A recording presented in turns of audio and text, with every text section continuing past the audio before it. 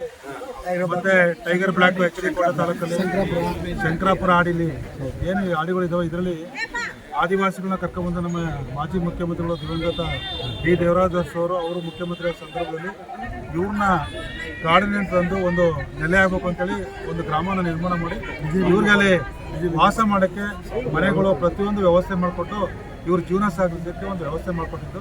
ಅವತ್ತಿಂದನೇ ಇವರ ಕಸುಬು ಏನಾದರೂ ಗಿಡಮೂಲಿಕೆಗಳನ್ನ ತಯಾರು ಮಾಡೋದು, ಮತ್ತು ಮೈಕೈ ನೋವಿಗೆ ಮತ್ತು ತಲೆಗೆ ಹೇರ್ ಫಾಲ್ಸು ಮತ್ತು ಬೇರೆ ಬೇರೆ ಯಾವುದೇ ದೇಹಕ್ಕೆ ಆಗುವಂಥ ಅನಾಹುತಗಳಿಗೆ ಇವರು ಯಾವುದೇ ಹಾವು ಕಚ್ಚಿದಾಗಲಿ ಇನ್ನೊಂದು ಕಾಲು ಮುರಿದಾಗಲಿ ಏನೇ ಆಗಲಿ ನೋವು ಬಂದರೂ ಅಲ್ಲಿ ಹಳ್ಳಿಯಲ್ಲಿ ಗ್ರಾಮಾಂತರ ಪ್ರದೇಶದಲ್ಲಿ ಮಾಡ್ತಾಯಿದ್ರು. ಈಗ ಹೆಚ್ಚಿನ ವಿದ್ಯಾವಂತರು ಬಂದಿರೋದ್ರಿಂದ ಇದರಲ್ಲಿ ತುಂಬ ಪರಿಣಿತರಾಗಿ ಹಲವಾರು ಗಿಡಮೂಲಿಕೆಗಳನ್ನು ಇವರಿಗೆ ಗೊತ್ತಿದೆ. ಇವ್ರ ಮೂಲತಃ ಇವ್ರ ತಂದೆ ತಾಯಂದಿರು ಸುಮಾರು 100 ವರ್ಷಗಳಿಂದ ಗಿಡಮೂಲಿಕೆಗಳಿಂದ ತಯಾರು ಮಾಡ್ತಾ ಇದ್ದಂಥ ಆಯಿಲ್ನ ತಯಾರು ಮಾಡ್ತಿದ್ರು. ಅವರ ಕಸಬೋದು ಹಂಗಾಗಿ ಅದ್ರ ಮೂಲಕ ಮಾಡ್ತಾ ಬಂದಿದ್ದಾರೆ. ಇದುವರೆಗೂ ತಾನು ಮಾಧ್ಯಮ ಮೂಲಕ ಮನವಿ ಮಾಡೋದೇನೆಂದರೆ, ಯಾರೋ ಒಬ್ಬ ವ್ಯಕ್ತಿ ಬಂದು ಅನಾಮಿಕವಾಗಿ ಬಂದು ಹುಣಸೂರಿನಲ್ಲಿ ಮಾಡ್ತಾರಂಥ ಏನು ಎಣ್ಣೆ ಇದೆಯೋ ಆದಿವಾಸಿಗಳು ಮಾಡ್ತಾರಂಥ ಎಣ್ಣೆ ಇದು ಫೇಕ್ ಆಯಿಲು, ಪಾಮ್ ಆಯಿಲ್ ಅಂತೇಳಿ ಸುಳ್ಳು ಸುದ್ದಿನ ಹಬ್ಸಿದ್ದಾರೆ.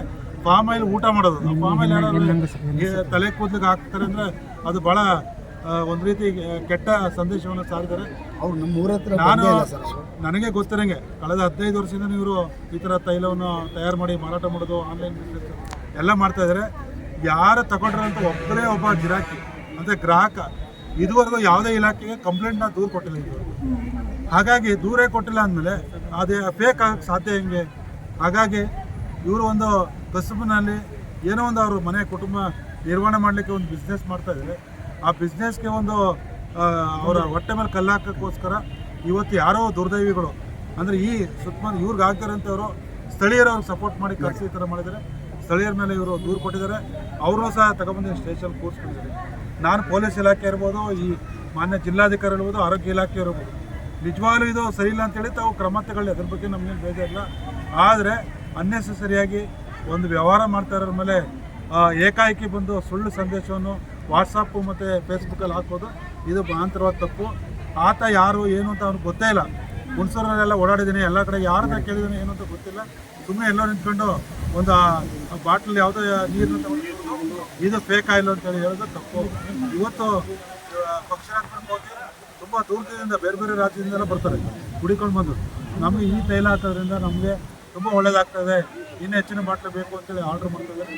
ಇವರ ಒಂದು ವೃತ್ತಿಗೆ ಯಾವುದೇ ಕಾರಣದಿಂದ ತೊಂದರೆ ಕೊಡಬಾರ್ದು. ತೊಂದರೆ ಕೊಡೋದಾದರೆ ನಾವು ಜಿಲ್ಲಾಧಿಕಾರಿಯ ಕಚೇರಿ ಮುಂದೆ 1,000 ಜನ ಕುಟುಂಬನ ಸೇರಿಸ್ಕೊಂಡು ಪ್ರತಿಭಟನೆ ಮಾಡಿ ಸರ್ಕಾರಕ್ಕೆ ಎಚ್ಚರಿಕೆ ಕೊಡ್ತೇವೆ.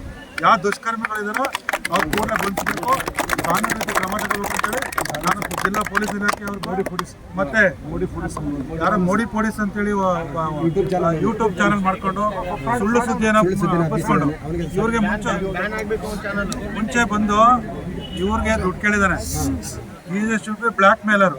ದುಡ್ಡು ಕೇಳಿದಾರೆ, ದುಡ್ಡು ಕೇಳ್ತೀರಿ ನಾವು ಕೊಡೋಕ್ಕಾಗಿಲ್ಲ ಅಷ್ಟು ಅಂತ ಹೇಳಿದಾಗ ನೀವು ಕೊಡಲಿಲ್ಲ ನಿಮ್ಮ ಬಿಸ್ನೆಸ್ನ ಹಾಳು ಮಾಡ್ತೀವಿ ಅಂತೇಳಿ ಈ ರೀತಿ ಒಂದು ಫೇಕ್ ನ್ಯೂಸ್ನ ನಡೆಸಿದ್ದಾರೆ. ಕೂಡಲೇ ಅಂಥವ್ರನ್ನ ಕ್ರಮ ತಗೋಬೇಕು. ಅವನೇನೋ ನಿಜವಾಗ್ಲೂ ಒಳ್ಳೆ ಸಂದೇಶ ಸಾರುವಂಥ ಹಲವಾರು ಸಮಸ್ಯೆಗಳಿದ್ದಾವೆ, ಅದ್ರ ಬಗ್ಗೆ ಮಾಡಿ ಯಾರೋ ಒಬ್ಬ ವೃತ್ತಿ ಮಾಡ್ತಾರೆ ಅಂತವ್ರ ಮೇಲೆ ಅವ್ರ ಕುಲಕಸಬನ ಈಗ ಹಲವಾರು ಜನ ಅವರ ಕುಲಕಸಬು ಮಾಡ್ಕೊಂಡು ಬರ್ತಾ ಇದ್ದಾರೆ ಜೀವನದಲ್ಲಿ. ಅಂಥವ್ರ ಮೇಲೆ ಏಕಾಏಕಿ ಗದಾಪ್ರಹಾರ ಮಾಡ್ತಲ್ಲ, ಆ ರೀತಿ ಈ ಥರ ಮಾಡೋದು ಒಳ್ಳೇದಲ್ಲ. ಈ ಕೂಡಲೇ ಸರ್, ನಿಮ್ಮ ಹೇಳಿಕೆ ಪ್ರಕಾರ ನೀವು ಕೂಡ ಇವ್ರ ಪ್ರಾಡಕ್ಟ್ 100% ಸೇಫ್ ಇದೆ, ಗ್ಯಾರಂಟಿ ಇದೆ ಅಂತ ನೋಡಿದ್ವಿ, ಯೂಸ್ ಮಾಡಿದ್ವಿ. ನಮ್ಮ ಸುತ್ತಮುತ್ತಲ ಗ್ರಾಹಕರುಗಳು ಯಾರು ಇದುವರೆಗೂ ಕಂಪ್ಲೇಂಟ್ ನಮಗೂ ಹೇಳಿಲ್ಲ. ಯಾವುದೇ ಸರ್ಕಾರಿ ಕಚೇರಿಗಳಲ್ಲಿ ಸಂಬಂಧಪಟ್ಟ ಪ್ರಾಧಿಕಾರಕ್ಕಾಗಲಿ ದೂರನ್ನ ಕೊಟ್ಟಿಲ್ಲ ಅಂದಮೇಲೆ ಇವ್ರದ್ದು ಪ್ರಾಡಕ್ಟ್ ಚೆನ್ನಾಗಿದೆ, ಉಪಯೋಗಿಸೋದಿರೋ ಜನ ಅಂತ ಅರ್ಥ.